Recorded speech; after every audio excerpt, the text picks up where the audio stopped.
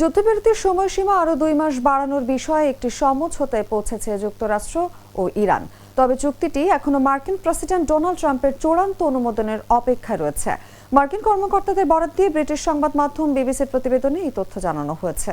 যুক্তরাষ্ট্রের কর্মকর্তারা জানিয়েছেন, যুদ্ধবিরতি বাড়াতে যুক্তরাষ্ট্র ও ইরান একটি প্রাথমিক সমঝোতায় পৌঁছেছে।